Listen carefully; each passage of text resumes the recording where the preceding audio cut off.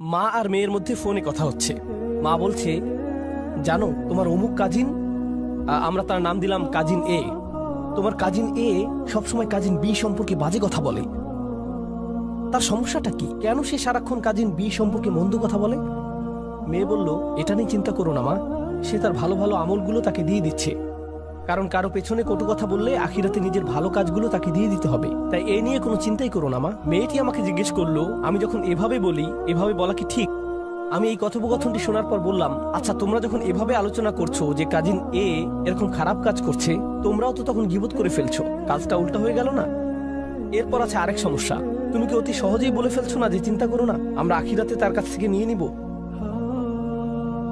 কেউ যদি তোমার সারা জীবনের সঞ্চয় কেড়ে নিতে চায়, এখনই তোমার বাড়িতে এসে তোমার গাড়ির চাবি, ক্রেডিট কার্ডস, ব্যাংক পাসওয়ার্ড নিয়ে নেয় আর বলে বের হয়ে যাও, তখন তো বলবে না যে চিন্তা করো না, আমরা আখিরাতে নিয়ে নিব? তুমি তো এই জীবনের জিনিসগুলোই ছেড়ে দিতে পারো না, আর এত অনায়াসে তোমার কাজিনের আখিরাত ছেড়ে দিচ্ছ। কোনো সমস্যা নেই, আমরা শেষ বিচারের দিন নিয়ে নিব।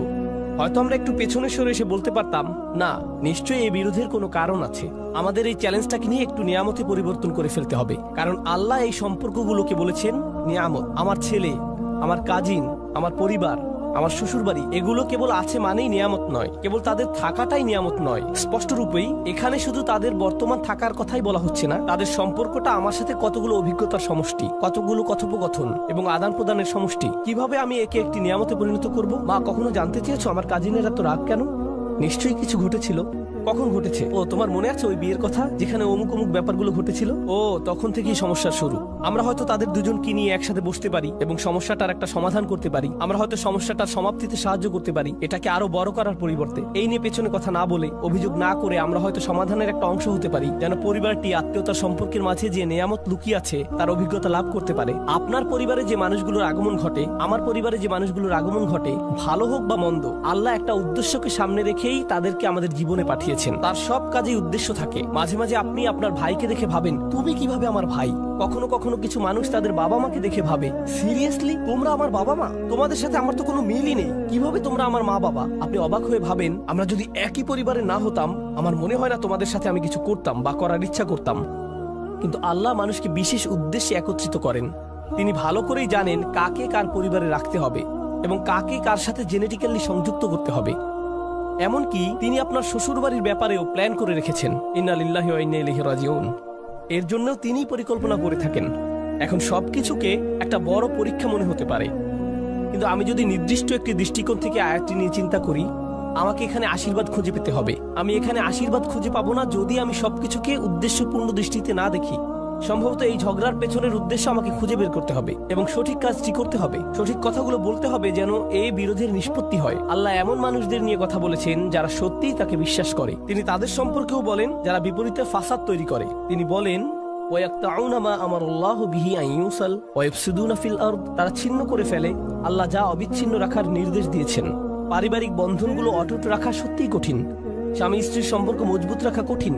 সন্তান সন্ততিদের মাঝে বন্ধন বজায় রাখা কঠিন। ভাই বোনদের মাঝে রাগারাগি তীব্র আকার ধারণ করতে পারে। পিতামাতা এবং সন্তানদের মাঝেও রাগারাগি তীব্র আকার ধারণ করতে পারে। আপনার নিজের পরিবার এবং শ্বশুরবাড়ির মাঝে মতবিরোধ প্রচন্ড খারাপ হয়ে পড়তে পারে। ওইগুলো ছোটখাটো মতবিরোধ নয়, কিন্তু এই সকল মতবিরোধের প্রতি আমি যদি উদ্দেশ্যপূর্ণ দৃষ্টিতে তাকাই, জানেন আমি কি করব? আমি কোনো না কোনো ভাবে এটাকে আশীর্বাদে পরিণত করব। আমি এই ঝগড়া সমাধানের একটা উপায় খুঁজে বের করব। আমি এই নিয়ে আলোচনা চালিয়ে যাওয়ার একটা উপায় খুঁজে বের করব। আল্লাহ আমাদের নবীদেরকে এমন সব কঠিন পরিস্থিতিতে ফেলেন, কিন্তু তবুও তারা এতে আল্লাহর নিয়ামত খুঁজে পান, কারণ তারা সবকিছুর দিকে উদ্দেশ্যপূর্ণ দৃষ্টিতে তাকান। তো এটাই আমাদের প্রথম শিক্ষা, আফাবি নিয়ামাতিল্লাহি অবিনিয়ামাতিল্লাহি হুম ইয়াকফুরুন থেকে। এই আয়াতের আরেকটা দিক আমি নিজেকে এবং আপনাদেরকে স্মরণ করে দিতে চাই। সেটা হচ্ছে আল্লাহ বলছেন, আল্লাহু জাআলা লাকুম মিন আনফুসিকুম আজওয়াজা। খুবই ভারী কিছু কথা। আল্লাহ কেবল বলেননি যে তিনি তোমাদের জন্য স্ত্রী দিয়েছেন, এটা অনেক সহজ হতো। আল্লাহু জাআলা লাকুম আজওয়াজা, আল্লাহ তোমাদের স্ত্রী দিয়েছেন, যথেষ্ট ছিল। কিন্তু না, আল্লাহু জাআলা লাকুম মিন আনফুসিকুম আজওয়াজান, আল্লাহ তোমাদের মধ্য থেকেই তোমাদের জন্য দিয়েছেন স্ত্রী, তোমাদের মধ্য থেকেই। এটা নিয়ে গভীরভাবে ভাবতে গিয়ে মুফাসসিরগণ চমৎকার কিছু কথা বলেছেন। এই আয়াতে তোমরা কারা? আপনি, আমি, আমরা মানুষ।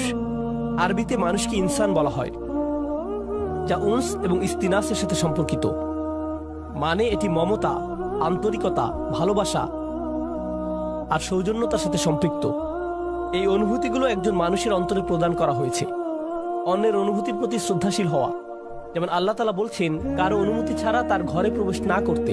আপনার বন্ধুর বাসায় গিয়ে সোজাসুজি ভিতরে চলে যেতে পারবেন না, তাই না? হাত্তা তাস্তানিসু, যতক্ষণ না অনুভব করেন যে আপনাকে আশা করা হচ্ছে। তো রাত 3টার সময় বন্ধুর বাসায় এটা ভেবে যাওয়া উচিত নয় যে আমি এখন গেলেও সে কিছু মনে করবে না, আমি জাস্ট হেঁটে ঢুকে যাব। না, এভাবে সোজা ঢুকে যেতে পারবেন না। আর অস্বস্তিকর সময় যাওয়া উচিত না। আপনার অন্তত এই বুঝটা থাকা দরকার যে কখন যাওয়াটা উত্তম হবে। ইনসান অর্থাৎ মানুষ শব্দটি সরাসরি যত্ন, সৌজন্যতা এগুলোর সাথে সম্পৃক্ত। উনস এবং ইস্তিনাস, আল্লাহ বলেছেন তিনি আমাকে যে উপাদান থেকে সৃষ্টি করেছেন সেই একই উপাদান থেকে আমার স্ত্রীকেও সৃষ্টি করেছেন। তাই আমার যদি আবেগ অনুভূতি থেকে থাকে, ভাবনা থেকে থাকে, মতামত থেকে থাকে, তারও সেগুলো আছে। একজন স্ত্রীরও এভাবে ভাবা উচিত যে আমার যেমন আবেগ আছে, কিছু একটা যদি আমাকে বিরক্ত করে, কিছু জিনিস আমি ভালোবাসি, কিছু একটার প্রতি আমি আগ্রহী, তারও কিছু ব্যাপারে আগ্রহ আছে। আর এগুলো একই রকম হতে পারে না, কারণ আমরা একই রকম নই। ওমা খালাকাজ যাকারা ওয়াল উনসা ইন্না সা'য়াকুম লাশাত্তা, তিনি নারী পুরুষের মাঝে পার্থক্য সৃষ্টি করেছেন। একই সময়ে আমরা একে অপর থেকে ভিন্ন। আল্লাহ বলছেন যখন মিন আনফুসিকুম আজওয়াজান, এই শব্দগুলোর মাঝে সত্যি খুব সুন্দর একটা ইশারা রয়েছে, চমৎকার একটা ইঙ্গিত রয়েছে এই শব্দগুলোর মাঝে। যেহেতু সে আমার থেকে এসেছে, আমাকে সেই অনুভূতিটি বোঝার চেষ্টা করতে হবে। যদি সে কষ্টদায়ক কিছু বলে, কোথা থেকে এর উৎপত্তি হলো, কোন অনুভূতি থেকে এই আচরণের উৎপত্তি হলো, কোন কারণে সে এটা বলল, সে খারাপ এজন্য এটা বলেনি, সে রকচটা এজন্য এটা বলেনি, এগুলো সহজ উত্তর, তাই না? সে অহংকারী তাই সে সব বলছে। সম্ভবত এর পেছনে যাকে আপনি অহংকারী বলছেন হয়তো তীব্র মনোবেদনা রয়েছে। আপনি আপনার মতো করে মনোকষ্টের সাথে ডিল করেন, আর সে তার মতো করে ভিন্ন একটি উপায়ে মনোকষ্টের মোকাবেলা করে। তার মনোবেদনাটা হয়তো কষ্টদায়ক শব্দের মাধ্যমে প্রকাশিত হয়, বা শব্দগুলো আপনার কাছে বেদনাদায়ক মনে হয়। যদি আমরা এই ইস্তিনাসের চর্চা করি, তাহলে আমাদের পারিবারিক সম্পর্কগুলোতে আপনি আপনার ছেলের আচরণকে অসম্মানজনক আচরণ হিসেবে দেখবেন না। আপনি দেখবেন এই অসম্মানজনক আচরণের পেছনে নিশ্চয়ই কোনো কারণ আছে যার সমাধান হওয়া জরুরি। একটা দেয়াল তৈরি হয়েছে যা আপনাকে ভাঙতে হবে আপনার ভালোবাসা এবং সহানুভূতির মাধ্যমে, আর আপনাকে এটা করতে হবে উদ্দেশ্যপূর্ণ উপায়ে। বৃহৎ উদ্দেশ্যটা মাথায় রাখতে হবে। আল্লাহ এই মানুষগুলোকে, যাদের তিনি একটি পারিবারিক সম্পর্কে একত্রিত করেছেন, তিনি চান তারা যেন সংঘবদ্ধ থাকে। আল্লাহ চান তারা যেন তাদের প্রতিবন্ধকতাগুলোকে অতিক্রম করে। আল্লাহু জাআলা লাকুম মিন আনফুসিকুম আজওয়াজান ওয়া জাআলা লাকুম মিন আজওয়াজিকুম বানিনা ওয়া হাফাদা। এই আয়াতগুলোর আরো চমৎকার একটা দিক হলো আল্লাহ তোমাদের দিয়েছেন সন্তান সন্ততি, আল্লাহ তোমাদের দিয়েছেন শ্বশুর বাড়ির আত্মীয় স্বজন, নাতি নাতনি, অন্য মানুষেরা যারা তোমাকে সাহায্য করবে, তোমার উপকারে আসবে। আল্লাহ আযজা ওয়া জাল্লা বলছেন সব শুরু হয়েছে আজওয়াজ থেকে, অর্থাৎ আপনি বিয়ে করেন, আর যখন বিয়ে করেন তখন অন্য একটি পরিবারের সাথে সম্বন্ধ যুক্ত হন। যেহেতু আরেকটি পরিবারের সাথে আপনি এখন সম্পর্কের বন্ধনে আবদ্ধ, একদিন হয়তো চাকরি হারিয়ে ফেললেন বা অন্য কোনো বিপদে পড়লেন, সে সময় হয়তো আপনার স্ত্রীর খালাতো ভাইয়ের এক বন্ধু আপনার বিশাল এক উপকার করলো। জানেন, এই যে সম্পর্কগুলো তৈরি হয়েছে, যেগুলোর মাধ্যমে আল্লাহ আপনাকে সাহায্য করেন, রিজিক প্রদান করেন, এমন সব উপায়ে যা ছিল অকল্পনীয় শুধু ওই আত্মীয়তার কারণে, কারণ ওই আত্মীয়তার মাধ্যমে কানেকশন তৈরি হয়েছিল। তো আল্লাহ আমাদের বলছেন এই সম্পর্কগুলোর দিকেও তাকাও। মানুষের সাথে যে সম্পর্কগুলো তোমাদের আছে আর তোমাদের জীবনে ওই সম্পর্কগুলোর প্রভাব, এগুলো সবই আল্লাহর প্ল্যান। তিনি এগুলো প্রদান করেছেন। যে মানুষগুলো আমার জীবনে এসেছে তিনিই সেগুলো প্রদান করেছেন। এর মানে এটা নয় যে সবাই সবসময় কাজে আসবে, এর মানে এটা নয় যে সবাই খুবই ভালো, কিন্তু এর মানে এটা যে আমাদেরকে সবকিছুর দিকে উদ্দেশ্যপূর্ণ দৃষ্টিতে তাকাতে হবে। এই উদ্দেশ্যটা সবার আগে মাথায় রাখতে হবে। এখন খুতবার শেষ অংশে আমি এই ধাঁধাটার কথা বলবো যা পুরোপুরি এখনো সমাধান করিনি। আফা বিল বাতিলি ইউমিনুন, তারা কি মিথ্যাতে বিশ্বাস করতে থাকবে? এখানে এমনকি মিথ্যার কথা বলা হচ্ছে কেন? এই আয়াতটি হওয়ার কথা কৃতজ্ঞতা এবং অকৃতজ্ঞতা নিয়ে, কিন্তু আল্লাহ একে ঈমান এবং অবিশ্বাসের বিষয় বানিয়ে ফেললেন। ব্যাপারটা কৌতূহল জাগ্রত করে। তাহলে আমরা এখান থেকে কি শিখবো? মূলত এখান থেকে আমরা শিখবো আমার ঈমান, আমার বিশ্বাস সরাসরি এই ব্যাপারটার সাথে সম্পৃক্ত যে আমি কতটুকু কৃতজ্ঞ। আমি যত বেশি কৃতজ্ঞ আমার ঈমান ততই মজবুত। আমি যত কম কৃতজ্ঞ আমার ঈমান ততই দুর্বল। আমি যদি অসত্য ব্যাপারগুলোর প্রতি বেশি গুরুত্ব প্রদান করি, এখানে বাতিল মানে আমি আমার পরিবারের দিকে তাকালে সমস্যা ছাড়া কিছুই দেখি না। আমি শুধু দেখি এই মানুষগুলোর কারণে আমার জীবন এতটা কঠিন, তারা এটা করেছিল, সেটা করেছিল, অমুক তমুক করেছিল। আপনার মাথায় সব সময় তাদের বিরুদ্ধে অভিযোগের তালিকা ঘুরতে থাকে, যেন আপনার মাথায় এর বসবাস। সর্বদা কল্পনায় বারবার ঝগড়ার সময়টাতে ফিরে যান। আমার এখনো মনে আছে তুমি কি কি করেছিলে, আমার এখনো মনে আছে তুমি কি বলেছিলে। তাদেরকে আপনি ওই ঘটনাগুলোর আলোকেই বিচার করেন। এখন আপনি তাদের দেখেন আপনার সমস্ত কষ্টের মূল হিসেবে। তারা এখন এতটুকুতেই সীমাবদ্ধ হয়ে গেল। এটাই হলো বাতিল। যদিও তারা আপনাকে কষ্ট দিয়েছে, এর পেছনে রয়েছে আল্লাহর নিয়ামত। আপনাকে অবশ্যই সেই নিয়ামত আবিষ্কার করতে হবে। যদি তাদেরকে আপনার জীবনের অভিসম্পাদে সীমিত করে ফেলেন, যদি তাদেরকে জঘন্য মানুষে বা কষ্ট দেয়া মানুষে সীমিত করে ফেলেন, তারা মানুষ, তারা শয়তান নয়। কেউই ফেরেশতা নয় এবং কেউই শয়তান নয়। আল্লাহ ফেরেশতা এবং শয়তান সৃষ্টি করেছেন, তারা ভিন্ন ধরনের প্রজাতি। আমরা মানুষ। এর মানে কি জানেন? আমরা কখনো ফেরেশতার মতো ভালো কাজ করি, আবার আমরা কখনো শয়তানের মতো মন্দ কাজ করি। আমরা মানুষ, তাই কারো ভালো কিছু দেখে আপনি কখনো বলতে পারেন না এই মানুষটা শুধু ভালো কাজ করে। একইভাবে কারো মন্দ কিছু দেখে আপনি বলতে পারেন না এই মানুষটা শুধু মন্দ কাজ করে। এখন আমরা মানুষকে সীমিত করে ফেলি, বিশেষ করে আমাদের পরিবারে শুধু তাদের ভুল ত্রুটিতে সংকুচিত করে ফেলি, আর শুধু ওই ভুলগুলো দিয়ে তাদের বিচার করি। তখন আমরা একটি মিথ্যা বাতিল ভাবমূর্তি তৈরি করি তাদের সম্পর্কে। এর মাধ্যমে আমরা আসলে আল্লাহর একটা নিয়ামতকে অস্বীকার করছি। আপনি তাদের মাঝে ভালোটা লক্ষ্য করছেন না, কৃত ভুলগুলো কাটিয়ে উঠে ভালো হওয়ার সম্ভাবনাটা আপনি লক্ষ্য করছেন না। মানুষের পরিবর্তন সম্ভব, মানুষের উন্নতি সম্ভব, তাদের বিকাশ সম্ভব, কিন্তু আপনি বাতিলে বিশ্বাস করা শুরু করলেন। আর আল্লাহ এই ধরনের বাতিলের বিশ্বাসটাকে এই আয়াতে তুলে ধরেছেন। সুবহানাল্লাহ, কি অবিশ্বাস্য ছোট্ট একটি আয়াত, কিন্তু এটি পাল্টে দিয়েছে যেভাবে আমি নিজেকে দেখি, এবং এটি পাল্টে দিয়েছে যেভাবে আমি অন্যদেরকে দেখি। আমি এখন আর এই ধরনের কথাবার্তা সহ্য করতে পারি না। ও তোমার অমুক আঙ্কেল, ওনার কখনো পরিবর্তন হবে না। তোমার চাচাতো বোন, সে সব সময় এমনই থাকবে। এই মানুষগুলো আমি জানি, তুমি জানো না। আমার বাবা, ওনার ব্যাপারে আশা করে কোনো লাভ নেই, একেবারে আশাহীন। কাউকে এভাবে আশাহীন বলার আমরা কে? কারো ভবিষ্যৎ। আর এমনও মানুষ আছে যারা বলে যে তারা ইসলামের ব্যাপারে কথা বলছে, কিন্তু তাদের মুখে একমাত্র যে কথাটা শোনা যায় তা হলো অন্য মানুষরা কি ভুল করছে। তাদের ইউটিউব চ্যানেল আছে, ফেসবুক পেজ আছে, ব্লগ আছে। এই মানুষগুলো অনেক পরিশ্রম করে অন্যের ভুল নিয়ে গবেষণা করার জন্য। আপনার জীবনে কি আর কিছু নেই? যাই হোক, তারা এমনটাই করে। তারা পড়াশোনা করে, তারা অনেক পড়াশোনা করে, আর তারপর বলে এই ভিডিওতে 87 নম্বর মিনিটে, ভাই আপনি 87 মিনিট ধরে শুনেছিলেন কেবল একটা ভুল ধরার জন্যে?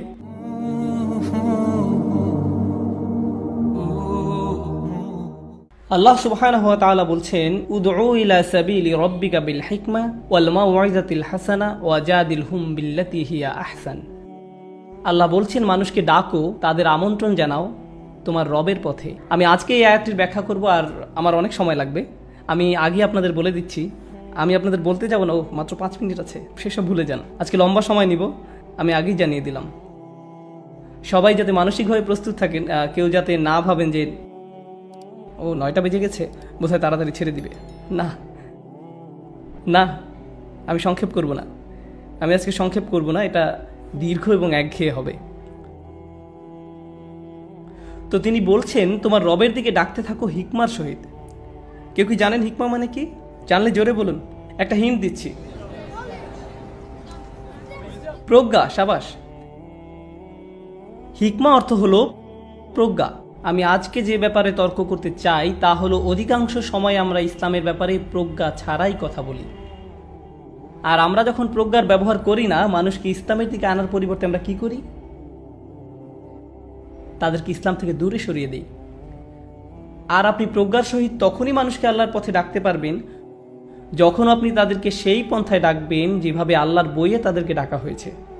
কিন্তু আমার মতে আমরা সেই পন্থা অবলম্বন করি না যা আল্লাহর কিতাব দ্বারা নির্ধারিত। আমরা আমাদের নিজস্ব উপায় ডাকি, আর এই পদ্ধতিগুলো একেবারেই বিফল। আসলে এগুলো মোটেই বিচক্ষণ পন্থা নয়, খুবই অবিবেচনাপূর্ণ পদ্ধতিতে মানুষকে ইসলামের পথে আহ্বান করা। তো আমি আপনাদের ছোট একটা তালিকা দিব কিভাবে আমরা এই ভুলগুলো করে থাকি। বেশি বড় নয়, ছোট লিস্ট, আর আমি তাড়াতাড়ি বলে যাব। কিন্তু আমি যখন বলতে থাকবো, আমি চাই আপনারা সেসব খুতবা শুনেছেন, লেকচার শুনেছেন, ডিনার টেবিলে বসে যেসব ইসলামিক আলোচনা করেছেন, ইসলামের ব্যাপারে আপনাদের যেসব কথা হয় যে কোনো ক্লাসে কিংবা কোনো কোর্সে করতে গিয়ে, সেগুলোর কথা ভাবতে থাকবেন। আর খেয়াল করুন এমন কিছু শুনেছেন কিনা যা আপনাকে এসবের কথা মনে করিয়ে দেয়। ইসলামের পথে আহ্বানের প্রথম অবিবেচনাপূর্ণ পদ্ধতি হলো আমরা বিরোধ নিয়ে কথা বলি। এই গ্রুপের সাথে সেই গ্রুপের তুলনা, এই শেখের সাথে সেই শেখের দ্বন্দ্ব, এই মাযহাবের সাথে অন্য মাযহাবের বিরোধ। তুমি এমন বলছো অথচ ওই শেখ অন্যরকম বলেছেন, তুমি তর্কে যেতে চাও? আর এমনও মানুষ আছে যারা বলে যে তারা ইসলামের ব্যাপারে কথা বলছে, কিন্তু তাদের মুখে একমাত্র যে কথাটা শোনা যায় তা হলো অন্য মানুষরা কি ভুল করছে। তাদের ইউটিউব চ্যানেল আছে, ফেসবুক পেজ আছে, ব্লগ আছে।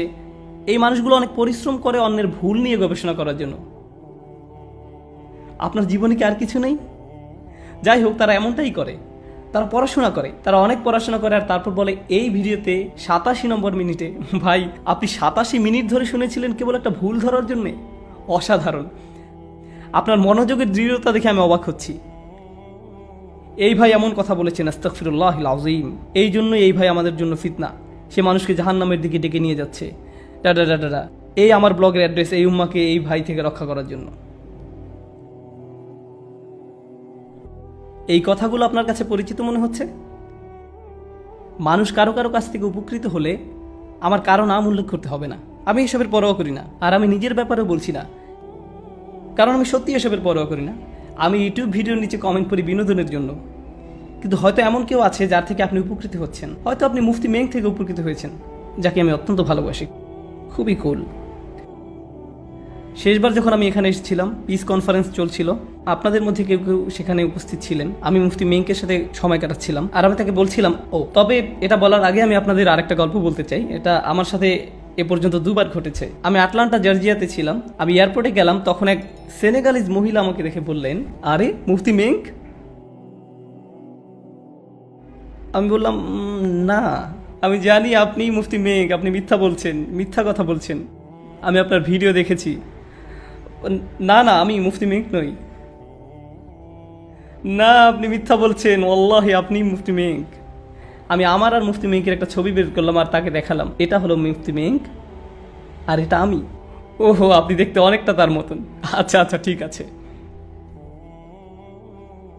ঠিক একই জিনিস ঘটেছে দোহাতে। এক ভাই আমার কাছে এসে বললেন, আপনি মুফতি মেং, তাই না? আর আমি কিছুটা ভেবে বলে ফেললাম, হ্যাঁ। তবে আমার সবচেয়ে প্রিয় ঘটনাটা ঘটেছে দুবাই এয়ারপোর্টে। ভাই, আপনি নোমানাং?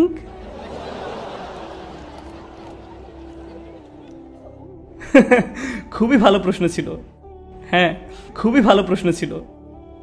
তো আমি মুফতি মেংকের সঙ্গে ছিলাম, আর আমি তাকে বললাম, মুফতি জানেন আমাদের কি করা উচিত? আমি আপনার থোপ পরবো আর আপনি আমার স্যুট পরবেন, এরপর আমরা লেকচার দিব।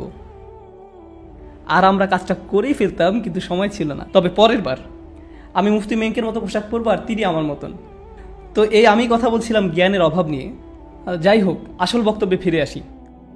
আমি কথা বলছিলাম জ্ঞানের অভাব নিয়ে। হাত তুলুন তো যারা মুফতি মেং থেকে উপকৃত হয়েছেন। ওয়াও, দেখলেন তো? এজন্যই আমরা মানুষটাকে এত ভালোবাসি। আল্লাহ তাকেও তার পরিবারকে রক্ষা করুক। অথচ কেউ একজন আপনার কাছে এসে বলল, আপনি জানেন তিনি কিছু ভুল কথা বলেছেন। কেউ কেউ বলে তিনি পথভ্রষ্ট, কেউ কেউ বলে তিনি ভালো আলিম নন। এ ধরনের কথাবার্তা শুনেছেন কখনো?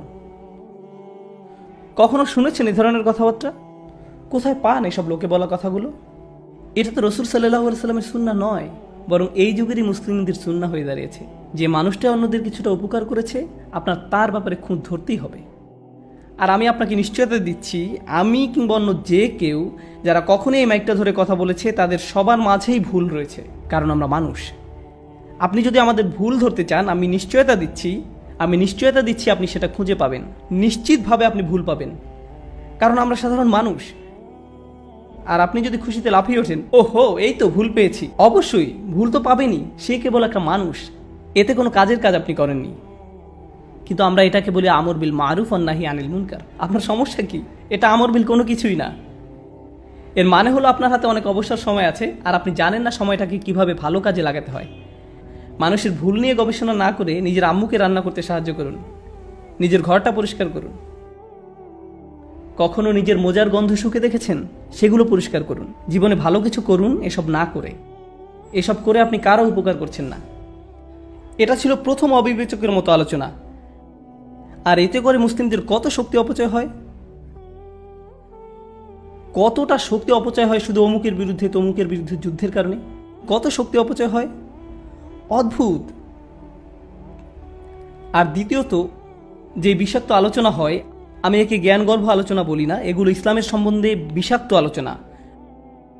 আর এই দ্বিতীয় ধরনের আলোচনা হয় যখন মানুষ নিজেরাই অন্যের বিচার করা শুরু করে। তারা আল্লাহর চেয়েও কঠোরভাবে আপনার বিচার করতে চায়, তারা মানুষকে কেবল বলতে থাকে তারা জাহান্নামের আগুনে পড়বে, এটা হারাম। অথচ আপনি ফুকাহাদের মতামত সম্পর্কে কিছুই জানেন না। আপনি নিজে ভাবছেন এটা হারাম, তাই সে ধারণা সারা দুনিয়ার উপর চাপিয়ে দিতে চাইছেন। কিসের ভিত্তিতে সিদ্ধান্ত দিচ্ছেন? কোথায় পেলেন এই অভিমত? আমি একটা মজার ঘটনা বলি। আমার এক বন্ধু শেখ আব্দুল নাসের, আপনাদের কেউ হয়তো তাকে চিনতে পারবেন। শেখ আব্দুল নাসের আর আমি এক ডিনারে গিয়েছিলাম। ডিনারে আরও মানুষ ছিল আমাদের সাথে, তাদের মাঝে একজনের দাড়ি ছিল খুবই ছোট, লোকটার বেশ ছোট দাড়ি ছিল। একজনের দাড়ি ছিল খুবই ছোট, লোকটার দাড়ি বেশ ছোট ছিল। এই ভাইটার পাশের জনের আবার লম্বা দাড়ি ছিল।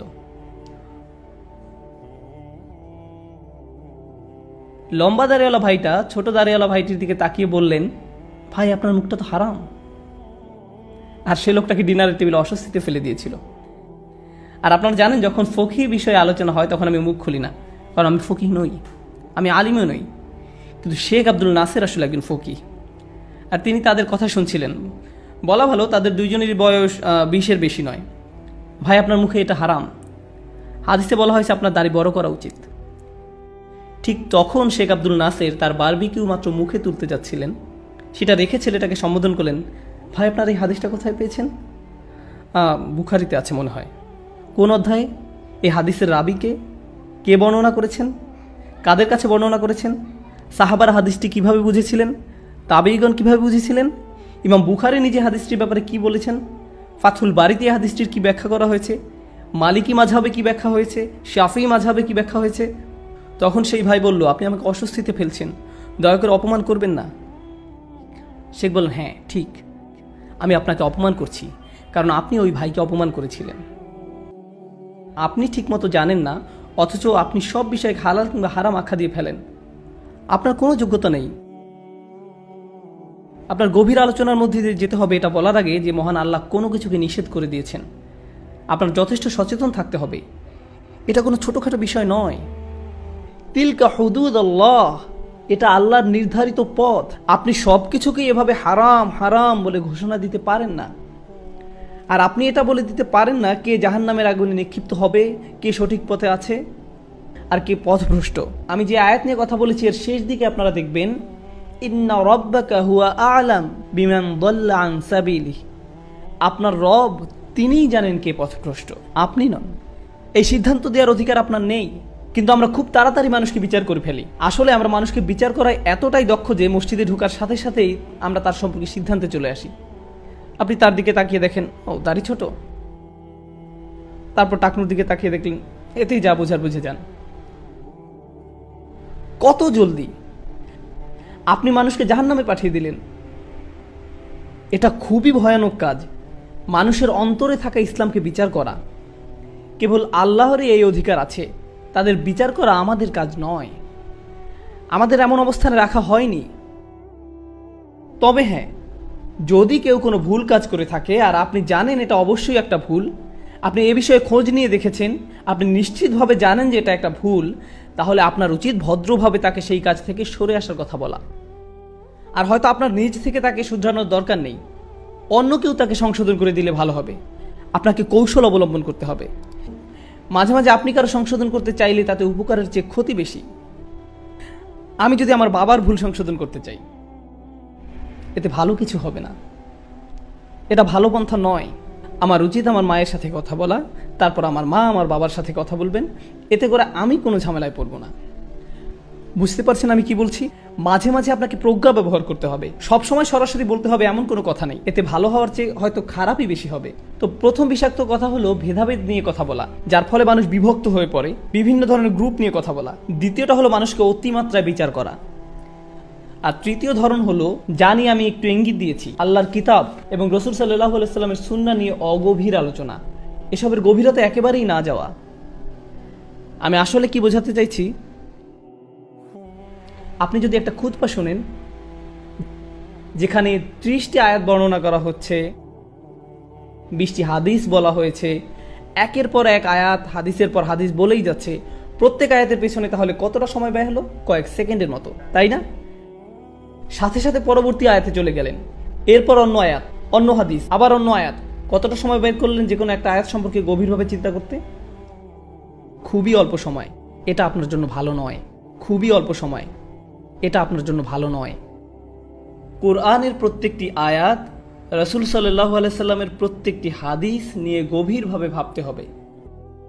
আপনি যখন আমাকে একসাথে অনেক কিছু দিতে চাইবেন, আমি আসলে এদের একটির প্রতিও সঠিকভাবে মনোযোগ দিতে পারবো না। আল্লাহ কোরআনে অভিযোগ করেছেন, আফালা ইয়াতাদাব্বারুনাল কুরআন আম আলা কুলুবিন আকফালুহা। তিনি বলেছেন লিয়াদ্দাব্বারু আয়াতিহি, তিনি বলেননি লিয়াস্তাদিল্লু বিহায়াতিহি, তিনি বলেছেন লিয়াদ্দাব্বারু আয়াতিহি, যাতে তারা গভীরভাবে তার আয়াত নিয়ে চিন্তা করতে পারে। আমি আজকে 1.5 ঘন্টা কথা বলবো আপনাদের সাথে। কয়টি আয়াত নিয়ে জানেন? কয়টি আয়াত নিয়ে? একটি মাত্র আয়াত, একটি মাত্র আয়াত। কারণ এই আয়াতটি আমাদের মনোযোগের দাবিদার। আমাদের এই আয়াত নিয়ে গভীরভাবে ভাবতে হবে। তো যেটা হয়, মানুষ অনেকগুলো আয়াত বয়ান করে থাকে কিন্তু কোনো আয়াতের গভীরতায় যায় না। আপনি যদি কোনো কিছু গভীরভাবে না বুঝে থাকেন তাহলে ভুল বোঝার সম্ভাবনা থাকে। যখন আপনার গভীর জ্ঞান থাকে না, আপনার ভুল বোঝার অনেক সম্ভাবনা থেকে যায়, কারণ স্বল্প জ্ঞান খুব সহজেই সমস্যায় ফেলতে পারে। চলুন আপনাদের অন্য কিছু বলি, যেহেতু আমি এই বিষয়ে কথা বলছি। হয়তো আপনাদের বুঝতে অসুবিধা হবে, কিন্তু এটা বেশ গুরুত্বপূর্ণ। ইসলামের সর্বোত্তম উপহার, সবচেয়ে বড় সত্য যা আমাদের কাছে আছে তা হলো আল্লাহর কিতাব। আল্লাহ সুবহানাহু ওয়া তাআলা বলছেন, কালিমাতুল্লাহি হিয়াল উলিয়া, আল্লাহর বাণী সর্বোত্তম স্থানে আছে। তো আমাদের কাছে সর্বোত্তম যে জিনিসটি আছে তা হলো কোরআন। তো যেটা হয়, কিছু মানুষ যারা পক্ষপাত দুষ্ট, তাদের মাথায় একটা ধারণা গেঁথে গিয়েছে যে নারীরা পুরুষের চেয়ে অধম। এই ধারণা তাদের মাথায় গেঁথে আছে। এখন যেহেতু তারা এটা ভেবেই নিয়েছে, তারা কিছু আয়াত আর কিছু হাদিসে দলিল খুঁজে আনবে এটা প্রমাণ করার জন্য যে কেন নারীরা পুরুষের চেয়ে অধম। কিন্তু ভাবুন, তাদের মাথায় কোনটা আগে এসেছে? আল্লাহর আয়াত নাকি তাদের ধারণা? কোনটা আগে এসেছে? এই ধারণা তাদের মাথায় আগে এসেছে, এই ধারণা তাদের মাথায় গেঁথে আছে।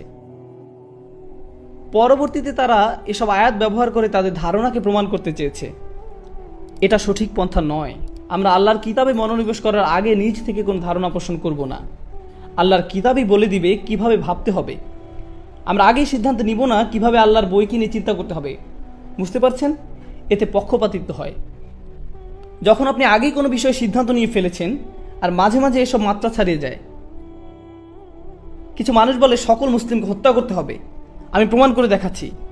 তারা আপনাকে 100টা হাদিস, 50টা আয়াত দেখাবে, আর তারা এটা খুব সহজেই করতে পারবে, খুব সহজে। আমি এমনটা হতে দেখেছি। এতে সমস্যা কি হয়? তাদের এ সমস্ত কথা হয়তো কোনো 19 বছরের তরুণ শুনছে আর ভাবছে তার কাছে এতগুলো যুক্তি দলিল রয়েছে, কতগুলো আয়াত দেখিয়েছেন, হাদিস দেখিয়েছেন, সে নিশ্চয়ই সত্যি কথা বলছে, কারণ এগুলো তো আল্লাহর বইতে লেখা আছে। না, বাদর কোথাকার, তার সিদ্ধান্ত প্রথমেই নেওয়া হয়ে গিয়েছিল, আর এ নিয়ে গবেষণা হয়েছিল পরে। বিজ্ঞানের যে কোনো বিষয় নিয়ে কোন কাজটা প্রথমে করতে হয়? সিদ্ধান্ত নাকি গবেষণা? প্রথমে গবেষণা করা হয়, তারপর সেই গবেষণার উপর ভিত্তি করে সিদ্ধান্ত গ্রহণ করা হয়। কিন্তু তারা ঠিক এর বিপরীত কাজটা করে থাকে। তো শুনে হয়তো মনে হতে পারে খুবই ইসলামিক একটা লেকচার হচ্ছে, কারণ অনেক আয়াত আর অনেক হাদিসের কথা বলা হচ্ছে। কিন্তু আসলে এই নীতি একেবারেই ইসলাম বহির্ভূত। কারণ তারা পক্ষপাতিত্ব করছে, তাদের নিজস্ব মতামতকে তারা সবচেয়ে গুরুত্ব দিচ্ছে, আর সেই ধারণার ভিত্তিতে সবকিছু উপস্থাপন করছে। সুবহানাল্লাহ। আর মুসলিমরা খুব সহজেই তাদের শিকারে পরিণত হচ্ছে। তারা ধরেই না ইসলামে বোধহয় এমনটাই বলা হয়েছে। আমরা বর্তমানে যা শুনি, দুর্ভাগ্যবশত আল্লাহর কিতাবের নামে আমরা এখন যা শুনতে পাই তা সত্যিকার অর্থে এই কিতাবের প্রতি অপমানজনক, সত্যি অপমানজনক। একেবারে বিপরীত অর্থটা মানুষের কাছে তুলে ধরা হচ্ছে। এখন আর অল্প কিছু বিষয় যা আপনাদের সাথে শেয়ার করতে চাচ্ছি, তা হলো স্বাতন্ত্র্যবাদ। আমি জানি একটি কঠিন শব্দ বলে ফেলেছি, আপনাদের বোঝার জন্য সহজ করে দিচ্ছি। এগুলো হলো ইসলাম সম্পর্কে বিচ্ছিন্ন আলোচনা। ভেবে দেখুন তো, এই ধরনের আলোচনা আপনারা কোথাও শুনেছেন আগে? সেসব আলোচনা যা মানুষের মাঝে বিভক্তি সৃষ্টি করে, এমন আলোচনা যেখানে মানুষ একে অন্যের সমালোচনা করে, এমন আলোচনা যেখানে মানুষ আগেই কিছু একটা ভেবে নিয়েছে আর পরে সেটা প্রমাণের জন্য অনেক আয়াত বলে যাচ্ছে। শুনেছেন এই ধরনের কথাবার্তা? মুসলিম সমাজের এই দুর্বলতার সুযোগ নেওয়া হচ্ছে, আর এটা বন্ধ হওয়া দরকার, বন্ধ হওয়া দরকার। তো আর একটা মাত্র বিষয় যা নিয়ে কথা বলতে চাই তা হলো স্বাতন্ত্র্যবাদ। এর মানে হলো তারা আপনাকে বলবে যারা সত্যের উপর প্রতিষ্ঠিত তারা কেবল আমরাই। তুমি যদি সুরক্ষিত থাকতে চাও তাহলে অন্য কারো কথা শুনতে যেও না, কারণ তুমি যদি তাদের কথা শোনো তাহলে তুমি পথভ্রষ্ট হয়ে পড়বে। তুমি তো জান্নাতে যেতে চাও, তাই না? জান্নাতে যাওয়ার একমাত্র পথ হলো তোমাকে আমাদের হালাকায় লেগে থাকতে হবে। তুমি শুধু আমার কথাই শুনবে, কারণ অন্য যারা আছে তারা পথভ্রষ্ট। আর এই মানুষগুলোর কাছে প্রত্যেক সপ্তাহে পথভ্রষ্ট আলেমদের নতুন তৈরি লিস্ট পাওয়া যায়। নিজেকে যদি বাঁচাতে চাও তাহলে শুধু আমাদের কথাই শুনবে। আর জানেন, যারা কেবল তাদের কথা শুনে তারা নিজেকে অন্যদের থেকে গুটিয়ে ফেলে, তারা নিজেদের পরিবারের কাছ থেকে দূরে সরে আসে। তারা তাদের পরিবারের কথা আর শুনতে চায় না। আমার বাবা মা আমার শেখের কথা শোনেন না, তাই আমি তাদের সাথে আর সম্পর্ক রাখতে চাই না। আমি পরিবারের সাথে সংযুক্ত থাকতে চাই না, কারণ তারা সত্যের উপর প্রতিষ্ঠিত নয়। এখানে দিনের অপব্যবহার করা হয়, আর এর মাধ্যমে এই মানুষদের নিজস্ব পরিবার, নিজস্ব কমিউনিটি, নিজস্ব সমাজ থেকে দূরে সরিয়ে দেওয়া হয়। আমি যুক্তরাষ্ট্রে থাকি, আর সেখানে এমন কিছু বিচ্ছিন্ন কমিউনিটি আছে। জানেন সেখানে তারা কি শেখায়? তারা শেখায় সকল অমুসলিম হলো কুফফার, তারা অপবিত্র, তারা খারাপ লোক, তাদের সাথে সম্পর্ক রেখো না। তুমি যদি তাদের সাথে সম্পর্ক রাখো, তাদের বন্ধু হও, যদি তাদের সাথে ভালোভাবে কথা বলো, যদি তাদের সাথে ব্যবসা করো, তাহলে তারা তোমার জন্য ফিতনা, তারা তোমাকে দিন থেকে দূরে সরিয়ে দিবে এবং তারা তোমাকে কাফির বানিয়ে ফেলবে। তাই তাদের থেকে দূরে থাকো। তো সেখানে এমন মসজিদ আছে আমেরিকাতে, চিন্তা করুন, আমেরিকাতে এমন মসজিদ আছে 40 বছর ধরে, যে মসজিদের প্রতিবেশীরা হলো অমুসলিম, এবং এটা যে মসজিদ সেই ব্যাপারে তাদের কোনো ধারণাই নেই, কারণ সেই মসজিদের লোকেরা বলতো এরা ফিতনা, এরা কুফার। কোথা থেকে পেয়েছেন এসব? এমন চিন্তা চেতনা কোথা থেকে আসলো? যদি রাসূলুল্লাহ সাল্লাল্লাহু আলাইহি সাল্লাম মক্কার মানুষের সাথে সম্পর্ক না রাখতেন আর নিজেকে বিচ্ছিন্ন করে ফেলতেন, তবে আমরা আজ শাহাদা বলতে পারতাম না। আমি একজন মুসলিম কারণ আমার বাবা একজন মুসলিম, তার বাবা একজন মুসলিম, তার বাবা একজন মুসলিম, তার বাবা একজন মুসলিম, কিন্তু তার বাবা একজন বৌদ্ধ। আমি এক বৌদ্ধ পরিবার থেকে এসেছি। আমি খুঁজে দেখেছি আমার প্র প্র প্র প্র পিতামহ একজন বৌদ্ধ ছিলেন, আর তিনি মুসলমান হয়েছিলেন। কেউ একজন তার সাথে কথা বলেছিলেন, তাকে নোংরা কিছু ভাবেননি। কেউ তাকে সৌজন্য বোধ দেখিয়েছিলেন, তাকে কেউ একজন মানুষের মর্যাদা দিয়েছিলেন, কেউ তাকে ভালোবাসা এবং সম্মান দেখিয়েছিল। এখানে হোটেলে আমি এলিভেটরে ছিলাম, আর এক ছেলে, কি যেন নাম তার, ঋত্বিক, খুব কঠিন উচ্চারণ, হ দিয়ে শুরু হয়, ঋত্বিক।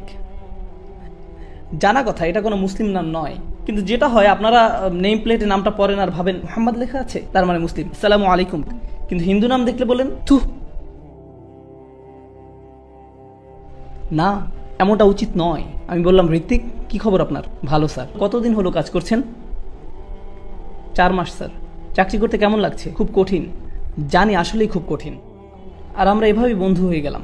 আস্তাগফিরুল্লাহ, আমি এক কাফিরের সাথে কথা বলে ফেলেছি। শান্ত হন। এই দিন আমাদের অমুসলিমদের ঘৃণা করতে শেখায় না। এই দিন এসেছিল সকল মানুষকে তার সম্মান ফিরিয়ে দিতে। ওয়ালাকাদ কাররামনা বানি আদম। আল্লাহ বলছেন, আমি সম্মান দিয়েছি আদম সন্তানদেরকে। আমি আবারও বলছি, আল্লাহ কাদের সম্মান দিয়েছেন? আদম সন্তানকে। আদম সন্তানকে। তার মানে আদম আলাইহিস সালামের প্রত্যেক সন্তানকে সম্মান দেওয়া হয়েছে। কে দিয়েছেন এই সম্মান? আল্লাহ। আপনি তাদের অসম্মান করার কে?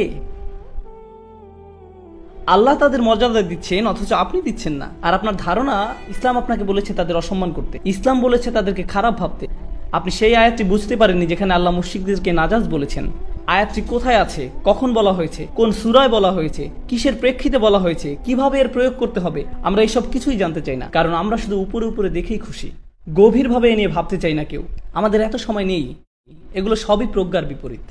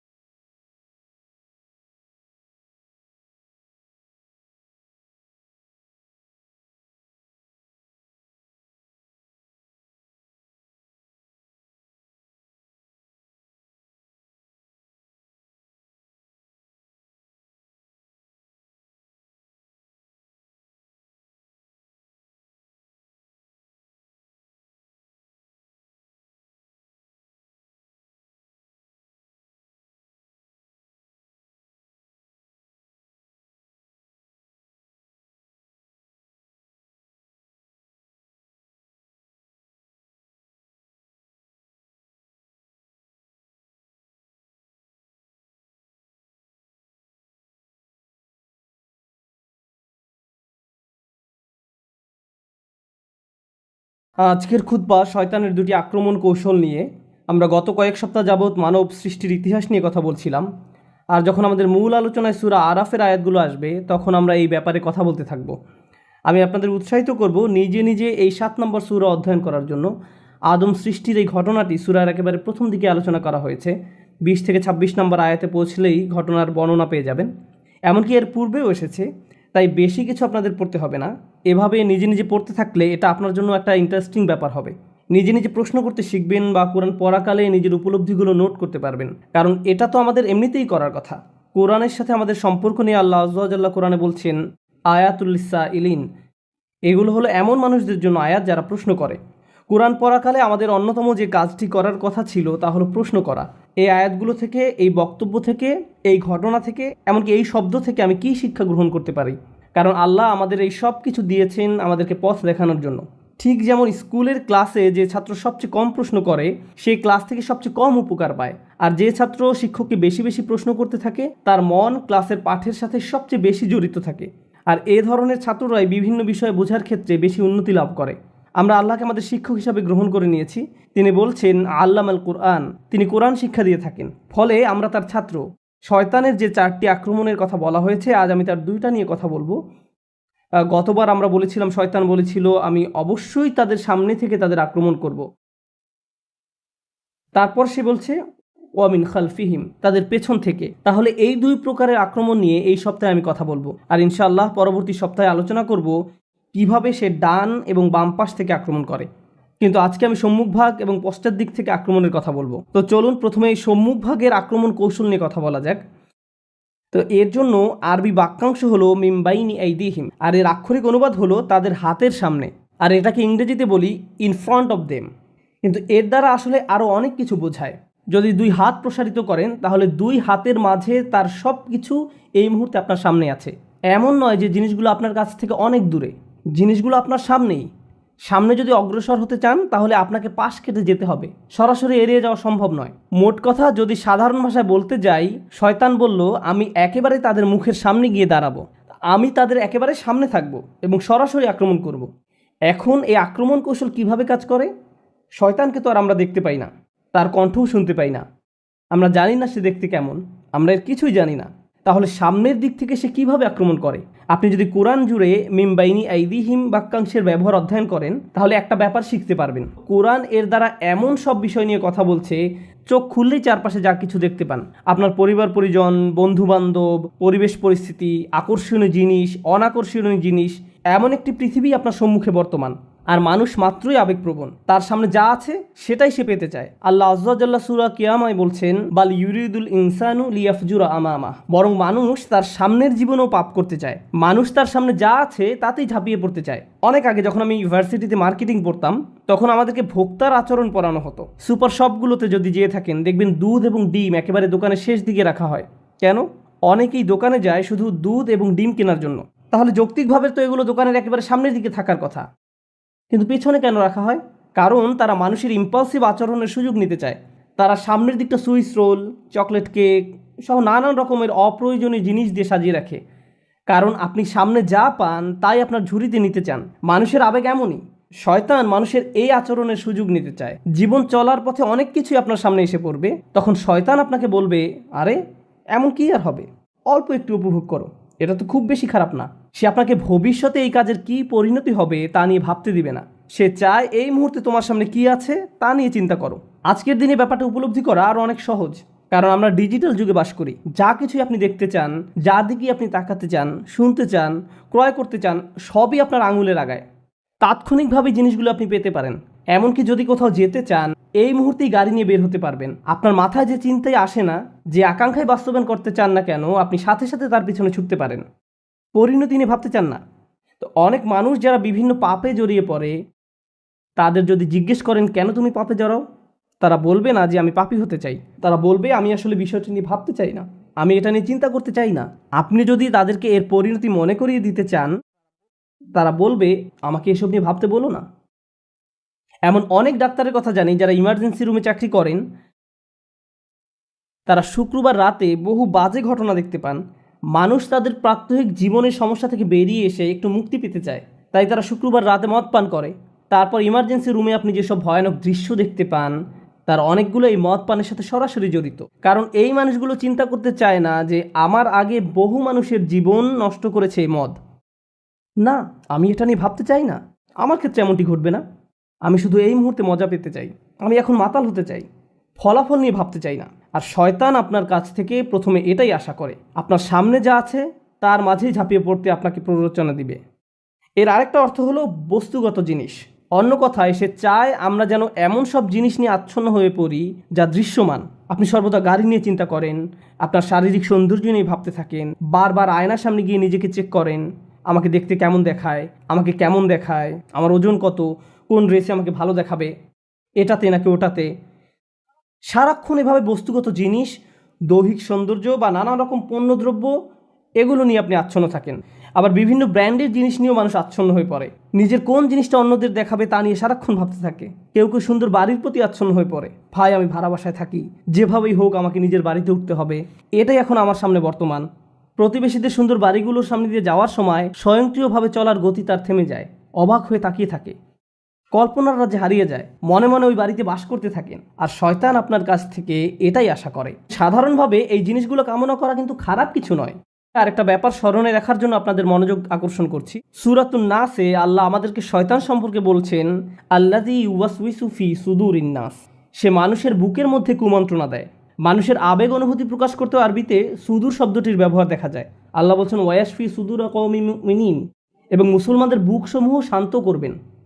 আল্লাহ বলছেন ওয়াসফি সুদুর কওমি মুমিনিন, মুমিনদের বুকসমূহ শান্ত করবেন, অর্থাৎ অন্তরসমূহ শান্ত করবেন। এর মানে হলো আল্লাহ যখন সদর বা বুক শব্দটি ব্যবহার করেন তিনি এর দ্বারা আমাদের আবেগও বুঝিয়ে থাকেন। আমরা যে রাগ করি এটিও আমাদের বুকের অংশ, কান্না বুকের অংশ, ভালোবাসা বুকের অংশ, লোভ বুকের অংশ। এভাবে আপনি আমি যত রকমের অনুভূতির অভিজ্ঞতা লাভ করি এর সবগুলোই বুকের অংশ। যখন আমরা অন্য কিছুর প্রতি আকৃষ্ট হয়ে পড়ি এটাও আমাদের বুকের অংশ। যখন আমরা কুৎসিত কোনো কিছু থেকে মুখ ঘুরিয়ে ফেলি সেটাও আমাদের বুকের অংশ। অলসতা বুকের অংশ, উৎসাহ উদ্দীপনাও আমাদের বুক থেকে আসে। এর দ্বারা এটাও বোঝায় যে আমাদের ভেতরে আল্লাহ যত রকমের আবেগ অনুভূতি দান করেছেন, রাগ, ভয়, সুখ, এই অনুভূতিগুলোই আমাদের সংজ্ঞায়িত করে। এগুলো সবই প্রকৃতিগত এবং শয়তান এগুলোর সুযোগ গ্রহণ করে। সে আপনার রাগ হওয়ার অনুভূতিকে ব্যবহার করে আপনাকে কষ্ট দিবে, সে আপনার সুখ অনুভূতিকে ব্যবহার করবে আপনাকে পথভ্রষ্ট করার জন্য, সে আপনার অলসতাকেও আপনার বিরুদ্ধে ব্যবহার করবে, আপনার দুঃখের অনুভূতির মাধ্যমে আপনাকে পথভ্রষ্ট করতে চাইবে। কিন্তু সে জানে কিভাবে আপনাকে প্রভাবিত করতে হয়, কিভাবে আপনাকে দিয়ে এমন কিছু অনুভব করাতে হয় যা আপনার অনুভব করার কথা নয়, এবং কিভাবে অতিরিক্ত মাত্রায় তা করতে হয়। এটা সত্য যে সবাই সুন্দর কিছুর প্রতি আকৃষ্ট হয়, কে সুন্দর বাড়িতে বাস করতে চায় না। প্রকৃতপক্ষে আল্লাহ আমাদেরকে জান্নাতে বড় বড় ম্যানশন দেওয়ার কথা বলছেন, সুন্দর সুন্দর বাগান দেওয়ার কথা বলেছেন, ঝর্ণার কথা বলেছেন। আমরা এই দুনিয়াতে যদি এগুলোর প্রতি আকৃষ্ট না হতাম তাহলে পরকালেরগুলোর জন্য আমরা আকৃষ্ট হব কেন? দুনিয়াতে এগুলোর প্রতি আকর্ষণ থাকার কারণেই তো জান্নাতকে এতটা আবেদনময় মনে হয়। তাই সুন্দর জিনিসের প্রতি আকৃষ্ট হওয়া আমাদের প্রকৃতিগত। শয়তান কি করতে চায়? শয়তান এই অনুভূতির ভারসাম্য নষ্ট করতে চায়। আমি অমুক জিনিসটি পাওয়ার জন্য যা যা করার সবই করব, আমি এর পরিণতি নিয়ে ভাবতে চাই না, এটা আমার সামনে, আমি এখনই এটা চাই। এর বিপরীতে আল্লাহ কি অফার করছেন তা ভালোভাবে বোঝার জন্য আপনাদের নিকট একটা উপমা উপস্থাপন করতে চাই। কেউ যদি আপনার কাছে এসে এভাবে প্রস্তাব দেয়, দেখো আমার কাছে একটা বাড়ি আছে, এই হলো তার ছবি, খুবই সুন্দর ম্যানশন, এর সামনে সমুদ্র সৈকত আছে, এটি একটি টিলার উপরে অবস্থিত, বাড়ির সামনের দৃশ্য অসাধারণ সুন্দর, ভেতরের ডিজাইনও তুমি যেমন চাও ঠিক সেই রকম, তুমি যা চাইতে তার সবই এই বাড়িতে আছে, এই বাড়ির দাম কয়েক মিলিয়ন ডলার, কিন্তু আমি তোমার কাছে এটি মাত্র $200 বিক্রি করব। তো প্রথমত আপনি এটি বিশ্বাস করবেন না, না আপনি এটি আমার কাছে $200 বিক্রি করবেন না। এরপর সে তার প্রস্তাবটি বিস্তারিত ব্যাখ্যা করে বলল, দেখো আমি গ্যারান্টি দিচ্ছি আমি তোমার কাছে এটি $200 বিক্রি করব, কিন্তু একমাত্র শর্ত হলো ঠিক 15 বছর পরে তোমার নিকট এটি হস্তান্তর করা হবে, তুমি এখন এটির দখল পাবে না। $200 কিন্তু তোমাকে এখনই দিতে হবে, বাড়ির মালিকানা পাবে 15 বছর পর। এই কথা শোনার পর আপনি কোনোভাবেই এই প্রস্তাবে আর রাজি হবেন না, আপনার কাছে মনে হবে এটি একটা প্রতারণা। আল্লাহ আমাদেরকে ঠিক এরকমই একটি প্রস্তাব দিচ্ছেন, এই হলো জান্নাত, এতে যেতে বেশি কিছুর দরকার নেই, আমি তোমাদের কাছে অনেক কিছু চাচ্ছি না, কিন্তু তোমরা এখন যেতে পারবে না। বিপরীতে শয়তান এসে বলে, আমি তোমাদেরকে জান্নাত দিতে পারবো না, আমি তোমাকে এর চেয়ে অনেক কম দিব, কিন্তু ব্যাপারটা হলো আমি তোমাকে এই মুহূর্তে দিব, জাস্ট এখনই এই আনন্দ নিয়ে নাও, এটি অনেক সহজ, আমাকে তোমার কিছুই দিতে হবে না। এভাবে সে তাৎক্ষণিক ভোগের প্রস্তাব দেয়। আপনাদের মধ্যে যারা ব্যবসা করেন তাদের উদ্দেশ্যে বলছি, কেউ এসে যদি আপনাকে বলে আমি তোমার থেকে এই মালামাল কিনতে চাই কিন্তু আমি পরের মাসে টাকা দিব, ঠিক তখন অন্য একজন এসে বলল আমিও তোমার এই মালামাল কিনতে চাই আর আমি তোমাকে এখনই সব টাকা নগদ দিব, আমাকে 10% ডিসকাউন্ট দাও। নগদ প্রস্তাবেই রাজি হবেন। আমি টাকার জন্য আরও 1 মাস অপেক্ষা করতে চাই না। মানুষ তুহিব্বুন আল আজিলা, তড়িৎ পাওয়া যায় এমন জিনিসকে ভালোবাসে। শয়তান এর সুযোগ গ্রহণ করে, সে আপনাকে উত্তেজিত করে তুলবে। তোমাকে অপেক্ষা করতে হবে কেন? তোমাকে কেন ধৈর্য ধরতে হবে? তুমি যদি চাও এখনই জিনিসটা পেতে পারো। তুমি কি সুখ পেতে চাও না? সে এভাবে আপনার সামনে এসে দাঁড়াবে। আপনি তখন আকাঙ্ক্ষিত বস্তুটি ছাড়া আর সামনে কিছুই দেখতে পান না। জিনিসটি পেতে এমন অন্ধ হয়ে পড়েন যে এর ফলে আপনি নিজে কি কি ক্ষতির সম্মুখীন হবেন বা অন্য কারো কি কি ক্ষতি হবে তা নিয়ে আপনি চিন্তাও করতে চান না। আপনি তখন সম্পূর্ণরূপে শয়তান দ্বারা পরিচালিত হয়ে পড়েন। সম্মুখ ভাগ থেকে এটা শয়তানের অন্যতম প্রধান একটি আক্রমণ কৌশল। সামনের দিক থেকে আক্রমণ করে সে আপনাকে অনেকটা অন্ধ করে দেয়।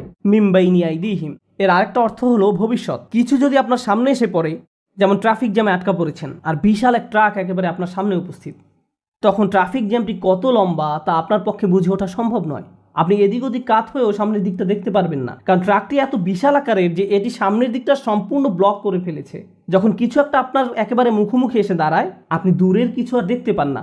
শয়তান এরকম একটি ব্যাপার আপনার কাছ থেকে আশা করে। আপনার আমার সামনে অবশ্যই যে ব্যাপারটা ঘটবে তা হলো আল্লাহর সাক্ষাৎ। আপনি এবং আমি আমাদের প্রভুর দিকে এগিয়ে চলছি। এমনকি আপনি যদি দাঁড়িয়েও থাকেন, আপনি আসলে একটি কনভেয়ার বেল্টের উপর দাঁড়িয়ে আছেন যা আপনাকে আল্লাহর দিকে নিয়ে যাচ্ছে। আপনি ব্যাপারটা পছন্দ করেন বা না করেন, গ্রহণ করেন বা না করেন, আমরা প্রতিটি নিঃশ্বাসে সেদিকে এগিয়ে চলছি। আর সেই মিটিংটি এড়িয়ে যাওয়ার কোনো উপায় নেই। আর শয়তান আপনাকে এটা দেখতে দিতে চায় না। সে চায় না আমাদের মনে যেন এই ভাবনাটা আসে যে দিন যত যায় আমরা ততটা আল্লাহর কাছাকাছি হচ্ছি, আগামীকাল আরেকটু এগিয়ে যাব, এর পরের দিন আরও এগিয়ে যাব।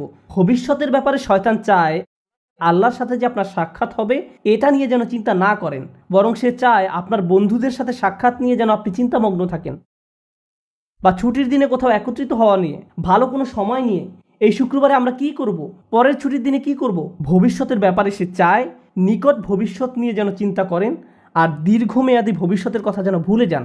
অনেকের কাছে দীর্ঘমেয়াদী চিন্তাটা এরকম যে আমি তো দীর্ঘমেয়াদী চিন্তা করছি, আমি চিন্তা করছি কিভাবে একটি বাড়ির মালিক হওয়া যায়, অথবা চিন্তা করছি কোন শহরে বসতি করব, বা আমি ভবিষ্যৎ শিক্ষা নিয়ে চিন্তা করছি। কিন্তু আল্লাহ আসলে চান আপনি যেন আরও দীর্ঘমেয়াদী চিন্তা করেন। যখন আপনি তার সামনে গিয়ে দণ্ডায়মান হব তখন কি জবাব দেব, এভাবে যখন চিন্তা করবেন তখন আল্লাহর সাথে সাক্ষাৎ নিয়ে আপনার একটা পরিকল্পনা থাকবে। ঠিক যেমন তরুণরা ভার্সিটিতে ভর্তি হওয়ার পর তাদের একটা প্ল্যান থাকে 3 বা 4 বছরের মাঝে গ্রাজুয়েট হওয়া। এই প্ল্যান থাকার ফলে আপনি তখন অনেক সাবধানতার সাথে বিভিন্ন কোর্স নেবেন। এই সেমিস্টারে কোনটা কোনটা নেবেন, পরের সেমিস্টারে কোনটা কোনটা নেবেন, এখন আপনার কাছে কত ক্রেডিট আছে, কোন কোন কোর্সগুলো ঢিলে ঢালাভাবে করলেও হবে, এই সকল ব্যাপারে আপনার সুচিন্তিত একটি পরিকল্পনা থাকে। যদি পিছিয়ে পড়েন তাহলে অতিরিক্ত কাজ করে তা পুষিয়ে নিতে হবে। কিন্তু যদি আপনার কোনো লক্ষ্য না থাকে, যারা ভার্সিটিতে যায় কিন্তু কবে গ্র্যাজুয়েট হবে এই ব্যাপারে কোনো মাথা ব্যথা নেই, 10 বছর যাবৎ ভার্সিটিতে পড়ে আছে। তোমার মেজর কোন বিষয়? আমি এখনো ভাবছি। তোমার চুল পেকে গেছে আর এখনো মেজর সাবজেক্ট নিয়ে চিন্তা করছো। এরকম উদ্দেশ্যহীন মানুষও রয়েছে। শয়তান মানুষের এমন উদ্দেশ্যহীন জীবনই পছন্দ করে। সে চায় আপনি যেন উদ্দেশ্যহীন জীবনযাপন করেন। আর যে লক্ষ্যটি আল্লাহ আমাদের সামনে ঠিক করে রেখেছেন তা হলো তার সাথে সাক্ষাৎ। যদি এই লক্ষ্যটি আপনার সামনে থাকে তাহলে জীবনে যে কোনো সিদ্ধান্ত নেওয়ার সময় আপনি চিন্তা করবেন, যখন আমি আল্লাহর সাথে সাক্ষাৎ করব, পরবর্তী সিদ্ধান্তটি নেওয়ার পূর্বে আমাকে আল্লাহর জিজ্ঞাসাকে, আল্লাহর সাক্ষাৎকে সবসময় বিবেচনায় রাখতে হবে। কিন্তু শয়তান যদি এই লক্ষ্যটি দূর করে দিতে পারে তাহলে আমার মাথায় এই চিন্তাটি আসেও না। আমরা তখন যা ইচ্ছা তাই করি। আল্লাহর চিন্তা আমাদের মাথা থেকে দূর হয়ে গেছে, কারণ শয়তান আপনার সামনে একটি আবরণ তৈরি করে দিয়েছে। ফলে আপনি আপনার সামনের অবশ্যম্ভাবী গন্তব্যের ব্যাপারে অন্ধ হয়ে পড়েছেন। শয়তান চায় আপনি যেন ভবিষ্যৎ নিয়ে উদ্বিগ্ন থাকেন। সার্বক্ষণিক উদ্বেগ যেন আপনাকে তাড়া করে ফিরে। আমার ছেলে কি করবে, সে কি অবাধ্য হয়ে পড়বে, আমার মেয়ে কি করবে, আমার স্বামী কি করবে, আমার স্ত্রী কি করবে। আপনি এভাবে অন্যদের নিয়ে সবসময় উদ্বিগ্ন থাকেন, তারা কি করবে, যেন তাদের দায়িত্ব আপনার উপর বা আপনি তাদের নিয়ন্ত্রণ করেন। আমরা নিজেদেরকে ভালোভাবে নিয়ন্ত্রণ করতে পারি না, অথচ মনে করি যেন আশপাশের সব কিছুই আমরা নিয়ন্ত্রণ করতে পারবো, তাদের ভবিষ্যৎ কি হবে তাও নিয়ন্ত্রণ করতে পারবো। আপনি এমন অনেক মায়ের সন্ধান পাবেন দুশ্চিন্তা একেবারে মরে যাচ্ছেন যে আমার মেয়ের কেন বাচ্চা হচ্ছে না, তার কখন বাচ্চা হবে, সে তাকে ফোন করে এভাবে, আল্লাহ চায় তোমার জন্য একটি বাচ্চা হয়। আল্লাহ তার জন্য সন্তান চায় না, আপনি চাচ্ছেন। আমি জানি না আপনি আল্লাহর কাছ থেকে কোনো ইমেল পেয়েছেন কিনা যে তাকে এভাবে বলছেন। এভাবে চরম আকাঙ্ক্ষিত পার্থিব জিনিসটি আপনার অন্তরে সবসময় জায়গা দখল করে রাখে। ফলে ভবিষ্যতের চিন্তা বলতে শুধু এটাই বুঝেন, আমার অমুক জিনিসটি নেই, আমার তো এটা নেই, আমার এটার জন্য অপেক্ষা করছি, আমি জানি না কেন এটা পাচ্ছি না। জিনিসটি পাওয়ার জন্য এভাবে আপনি সম্পূর্ণ আচ্ছন্ন হয়ে পড়েন, পুরোপুরি ব্যাকুল হয়ে পড়েন। শয়তান চায় এভাবে সম্পূর্ণভাবে যেন আপনি আচ্ছন্ন হয়ে পড়েন। কারণ যদি এমনটা করেন, প্রথমত আল্লাহ আপনাকে যা দিয়েছেন তাতে সুখী থাকবেন না, দ্বিতীয়ত সহজেই ভুলে যাবেন যে যিনি সব কিছু নিয়ন্ত্রক তিনি হলেন আল্লাহ। আমি আসলে আমার সন্তানদের নিয়ন্ত্রণ করি না। একটি নির্দিষ্ট বয়সে পৌঁছানোর পর তারা যা কিছু করে তা তাদের এবং আল্লাহর মাঝে। সর্বোচ্চ আমি যা করতে পারি তা হলো উপদেশ দেয়া, তাদের সিদ্ধান্ত একান্তই তাদের। যদি আমাদের রাসূলুল্লাহ সাল্লাল্লাহু আলাইহি সাল্লাম তার নিজ কন্যা ফাতেমার দিকে ফিরে বলতে পারেন, হে মুহাম্মাদের মেয়ে ফাতিমা, আল্লাহকে ভয় করো, আমি তোমাকে আল্লাহ তাআলার পাকড়াও হতে রক্ষা করতে পারবো না, তোমাকে সাহায্য করার মতো কোনো সামর্থ্য আমার থাকবে না, তিনি এটাই তার নিজের মেয়েকে বলেছেন, তাহলে আমরা কিভাবে মনে করি যে আমরা অন্যদের নিয়ন্ত্রণ করতে পারবো? এমনকি আমাদের পরিবারের মধ্যেও শয়তান চায় আমরা যেন মনে করি আমরা হলাম নিয়ন্ত্রক। কিন্তু বিষয়টা আসলে আল্লাহর অধিকারে। সে আমাদের মনকে এভাবে সম্পূর্ণ আচ্ছন্ন করে ফেলে। আর অবশ্যই মানুষকে নিয়ন্ত্রণ করতে গেলে হিতে বিপরীত হয়। মানুষকে নিয়ন্ত্রণ করা যায় না, আসলেই যায় না, আসলেই যায় না। আর যখন নিয়ন্ত্রণ করতে গিয়ে ব্যর্থ হন, তখন আরও বেশি উদ্বিগ্ন হয়ে পড়েন, আপনি ক্রমাগত নেতিবাচক হয়ে পড়েন। আর আপনি যখন সম্পূর্ণ নেতিবাচক হয়ে পড়েন, তখন আপনার পক্ষে কৃতজ্ঞ হওয়া অসম্ভব হয়ে পড়ে। খেয়াল করে দেখুন আয়াতটি কীভাবে শেষ হয়েছে। আপনি তাদের অধিকাংশকেই কৃতজ্ঞ পাবেন না। তারা সবসময় নেতিবাচক চিন্তা করবে, আমার চাকরির কি হবে, টাকা কোথায় পাবো, এটা কোত্থেকে আসবে, ওটা কোত্থেকে আসবে, স্বাস্থ্যের কি হবে, বাচ্চাদের কি হবে, অমুক অমুক ব্যাপারে কি হবে, যদি তারা জেনে যায়, যদি এমনটা ঘটে, যদি সে কিছু বলে বা যদি তিনি কিছু করেন। আর এসব তুচ্ছ ব্যাপার নিয়ে আপনি এতটা আচ্ছন্ন হয়ে পড়েন যে ভুলে যান আল্লাহ ভবিষ্যতের নিয়ন্ত্রক। আপনি আমি এর নিয়ন্ত্রক নই। আমরা যে একটি ভালো দিন অতিক্রম করি, এটা এই জন্য নয় যে আমরা খুব ভালোভাবে প্ল্যান করে দিনটি কাটিয়েছি বা আমরা এটা অর্জন করেছি বা দিনটাকে নিয়ন্ত্রণ করে কাটিয়েছি। একমাত্র আল্লাহর কাছ থেকেই প্রশান্তি আসে।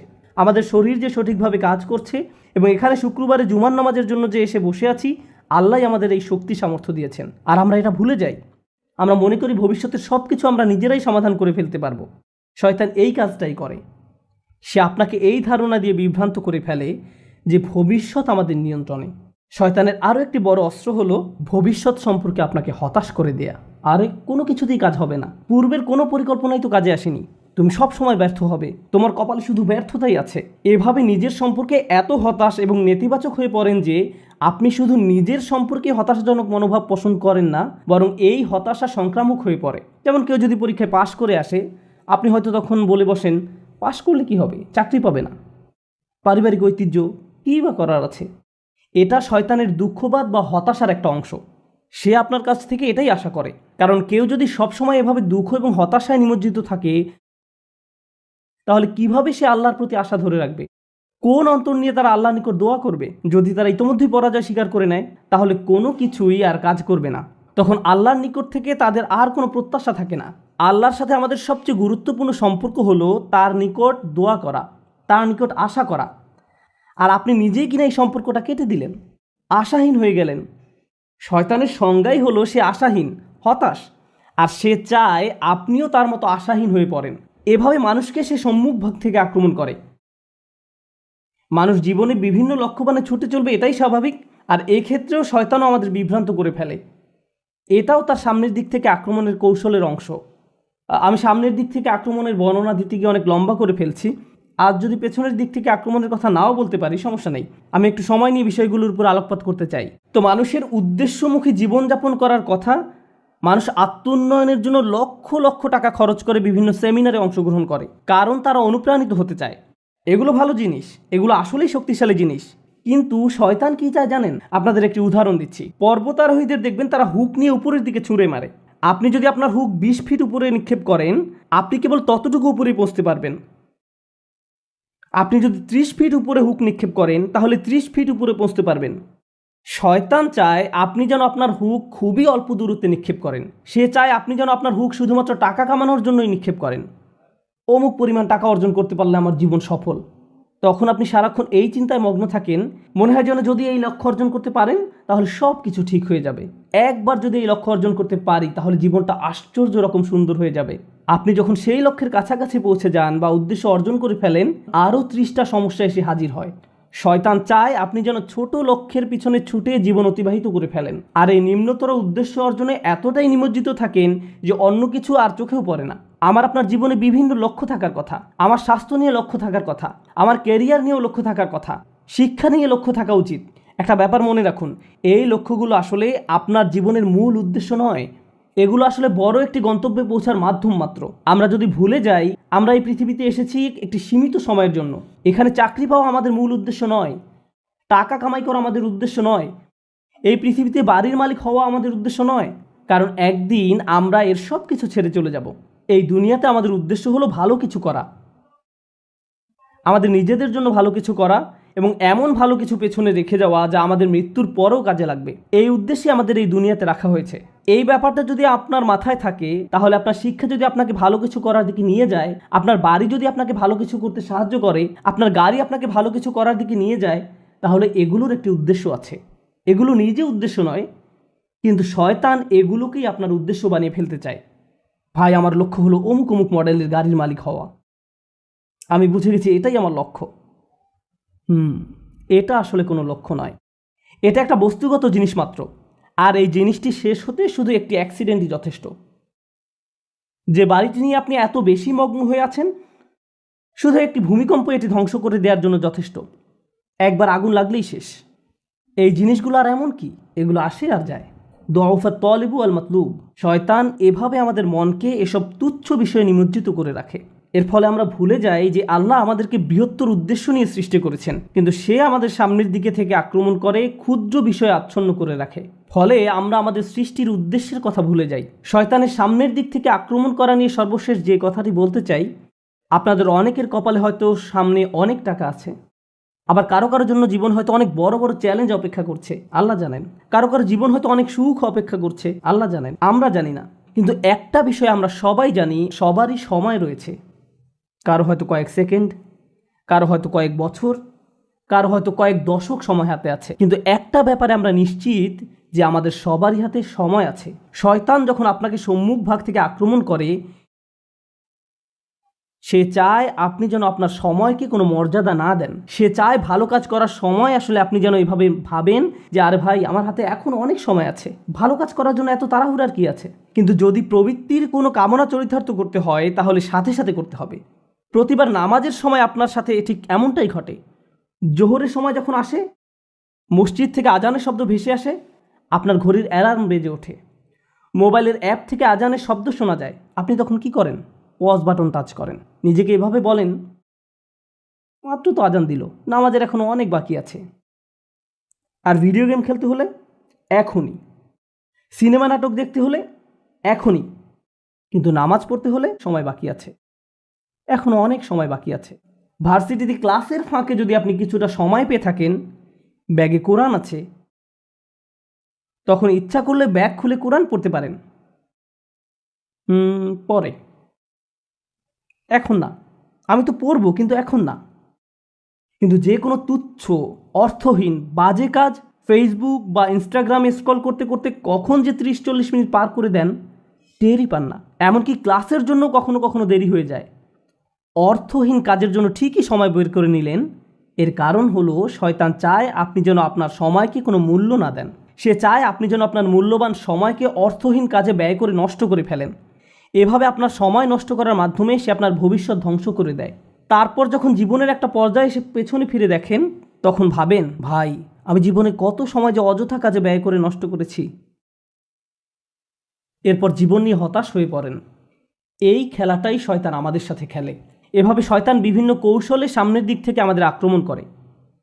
আমি আল্লাহর কাছে দোয়া করছি আল্লাহ যেন আমাদেরকে এইসব আক্রমণ থেকে সতর্ক থাকার তৌফিক দান করেন, এবং আল্লাহ আজ্জা ওয়া জাল্লা কখনো যেন আমাদের সেসব লোকদের অন্তর্ভুক্ত না করেন যারা বাস্তবতাকে তার প্রকৃত রূপে চিনতে ব্যর্থ হয়।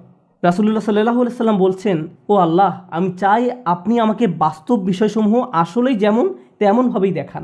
এটা আমার শেষ উপদেশ। কিভাবে আমরা শয়তানের এই আক্রমণগুলো মোকাবেলা করব? প্রথমে এগুলো শনাক্ত করতে হবে, তারপর আমাকে আপনাকে ক্রমাগত বাস্তব বিষয়গুলোর প্রকৃত রূপ খতিয়ে দেখতে হবে। আমাদের মোবাইলের অ্যাপগুলো চালাতে গেলে আমরা শুধু ইউজার ইন্টারফেস যেমন গ্রাফিক্স, মেনু ইত্যাদি দেখতে পারি, কিন্তু এগুলো আসলে প্রকৃত অ্যাপ নয়। এর পেছনে সোর্স কোড আছে, আপনি সেই কোড দেখতে পান না। আপনি শুধু ফ্রন্ট এন্ড দেখতে পান। ঠিক তেমনি বাস্তব জগতে যা কিছু দেখতে পান তা শুধু উপরের অংশ দেখতে পান, শুধু কভার দেখতে পান, কিন্তু এর পেছনে অন্য আরেক বাস্তবতা রয়েছে, এর পেছনে ইঞ্জিন রয়েছে। সমস্যা হলো আমরা কোনো কিছুর বাহ্যিক রূপ দেখে এর মূল্যায়ন করি, এর পেছনে যা আছে সেটাই যে আসলে মূল্যবান আমরা তা জানার চেষ্টাও করি না। কোরআন এই কাজটাই করে। কোরআন শুধু এই দুটি চোখ দিয়ে দেখতে বলে না, এখানেও আরও এক সেট চোখ রয়েছে। লাহুম আয়ুনুন লা ইউবসিরুনা বিহা, তাদের চোখ রয়েছে কিন্তু তা দ্বারা তারা দেখে না, অর্থাৎ তারা আসল রূপ দেখে না, তারা শুধু বাহ্যিক ব্যাপারটা দেখে। আমাদেরকে অন্তর্চক্ষু দিয়ে তাকাতে হবে যা প্রকৃত রূপ দেখতে পারে। যদি এমনটা করতে পারেন তাহলে যেভাবে আপনি সময় ব্যয় করেন, বিভিন্ন বিষয় নিয়ে চিন্তা করেন, বিভিন্ন জিনিসের মূল্য দিয়ে থাকেন, বিভিন্ন জিনিসকে গুরুত্ব দিয়ে থাকেন, তার সব কিছুই পরিবর্তিত হতে শুরু করবে। কারণ দিন শেষে আল্লাহর সাথে সাক্ষাৎ করার পূর্বে আমাদের হাতে জীবনের যে অংশটুকু বাকি আছে তার মূল ব্যাপার হলো ইউনাব্বাউল ইনসানু ইয়াউমা ইযিন বিমা কদ্দামা ওয়া আখার। কিয়ামতের দিন মানুষকে জিজ্ঞাসা করা হবে কোনটাকে তুমি প্রাথমিক পর্যায়ে গুরুত্ব দিয়েছো আর কোন ব্যাপারটাকে দ্বিতীয় পর্যায়ভুক্ত মনে করেছো। সবকিছুর মূল কথা এটাই, আমি আপনি যত সিদ্ধান্ত নিয়েছি তাতে কোনটাকে প্রায়োরিটি দিয়েছি আর কোনটাকে ফেলে রেখেছি। আর শয়তান এখানেই ঝামেলা তৈরি করতে চায়। সে আমাদেরকে ভুল ব্যাপারে অগ্রাধিকার দিতে প্ররোচিত করে। সে চাইবে আমরা যেন সত্যিকারের গুরুত্বপূর্ণ কাজটা ফেলে রাখি। আমরা দোয়া করি আল্লাহ যেন আমাদেরকে সেসব মানুষের অন্তর্ভুক্ত করেন যারা কাজের ক্ষেত্রে সঠিক অগ্রাধিকার নিশ্চিত করতে পারে এবং শয়তানের কুমন্ত্রণা যেন আমাদেরকে আমাদের উদ্দেশ্য থেকে বিচ্যুত করে না দেয়। বারাকাল্লাহু লি ওয়া লাকুম ফিল কুরআনিল হাকিম ওয়া নাফা'নি ওয়া ইয়্যাকুম বিল আয়াতি ওয়া যিকরিল হাকিম।